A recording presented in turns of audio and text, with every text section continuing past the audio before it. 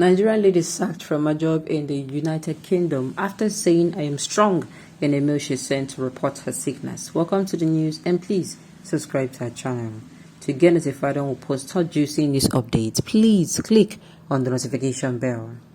A Nigerian lady living in the UK is currently in the eye of a storm on social media because she has been sacked from a job.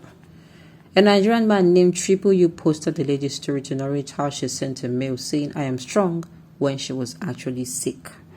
Her employers reportedly misunderstood her mail as they interpreted it straight to mean that she deliberately stayed away from work.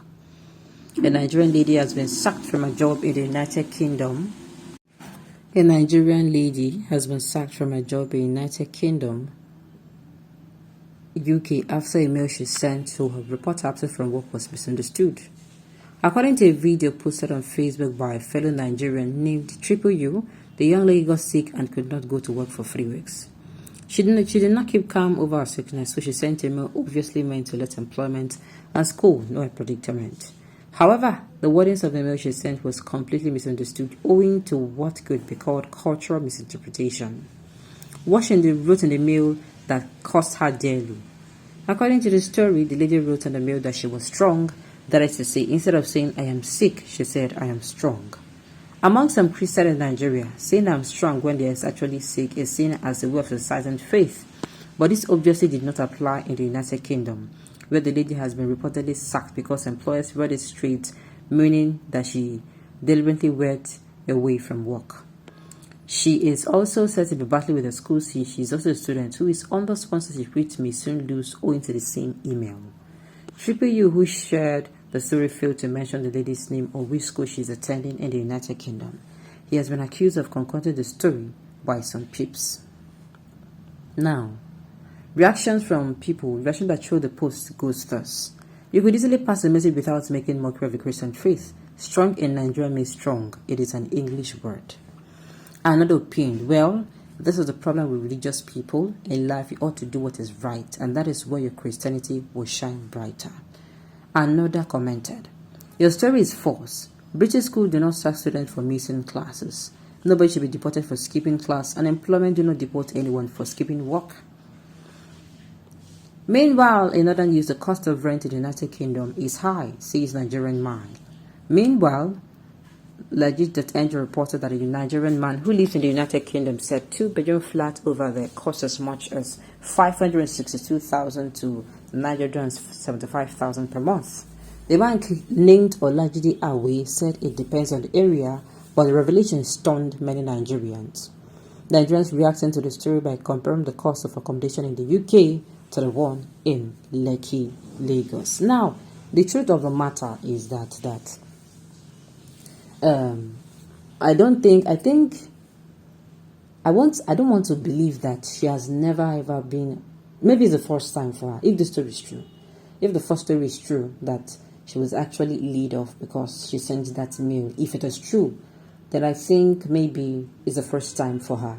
But I want to also believe you should have been seeing your colleagues now send a mail and all that. See, if you go to an organization, this now is going to serve as an eye-opener, especially when you're not in Nigeria. You should ask questions, how things are being done there, down to their good morning, down to the way they greet. You should want to familiarize with it because it is going to save you a lot. I'm telling you, if you are able to learn the culture, I'm not saying you should, trade with your own culture. If you want to be able to familiarize well, you have to learn how they do things. You have to learn ethics. In Nigeria here, we do it a lot. And the thing is, we understand each other in this country. It comes to, but in some organization, you don't do it. It is when you and your boss is pally. That is when you can even come out and say, I'm strong. You understand? But if you're sending a mail, you must state it there that you were sick. If you want to ask for a sick leave, you do what? You ask for a sick leave with, the right words and not just, you use the right words. But in this part of the world, we see these things as, normal, even though it is wrong. There are some things that we do here that's very wrong, I tell you. The things that if you do here, even in your small organization, there are things if you do in a very large organization that you're going to be wrong for it, that you are going to be queried for it. But the thing is, in Nigeria, we do these things that we don't know. So my advice to people will say, even in Nigeria here, familiarize yourself with a lot of things. Ask down to their greeting mode. There's some companies you don't greet them good morning. You understand? There's some companies in organization, normal in the normal board here. You call people, ma or sa. You call them, there's some organization you don't call them ma or sa. You call them by the name. I tell you, no matter how, no matter the level that person did, you call that person by their name. There's some organization that is permitted. You understand? Why in some they're not permitted? There's some organization that thinks you could write in the mail, that is going to see you as, you are not. They're going to see you as somebody who is not intelligent enough. I'm telling you. So this one now, if this story is true, then you will say that these people will use this girl story now and learn. So say what you mean. I've told people, say what you mean. Don't say what you are going to need it to clarify. You understand? Maybe for instance, you are giving a report. Say what exactly you mean. If there was loss, say there was loss. If there was a gain, say there was a gain. If there was a loss of 1%, say there was a loss of 1%. If there's a gain of 2%, say it as it is. Don't try to sugarcoat your words. You understand? Make it no go look like that. Say what you mean and mean what you say. That is how it should be. So sorry you for the lady. If this is really true, I'm sorry. But I don't want to even believe like it is kind of strange. Except they won't tell me, say maybe where she did work. They don't get human empathy. They should call her and request her, oh, this mail, what did you actually... Except maybe that person which she sent the mail to, she don't get problem with them. Maybe she don't obviously get problem with them. But if not, I tell you, it's something that should not be a big deal, if you ask me. Especially if they know that she's somebody who is new, you understand. But the thing is, to avoid stories that touch the heart, do the needful. Do the needful.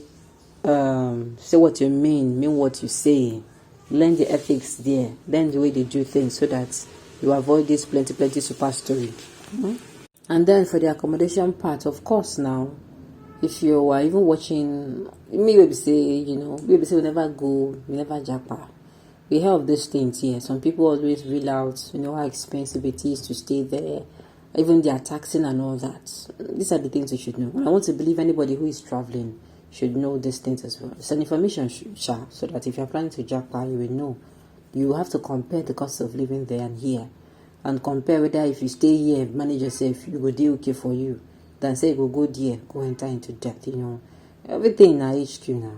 You're going to compare and contrast before you just make a decision. Alright, on this note, we've come to the end of the news. Say thank you for tuning in to listen. Until I come your way next time. Enjoy the rest of your day.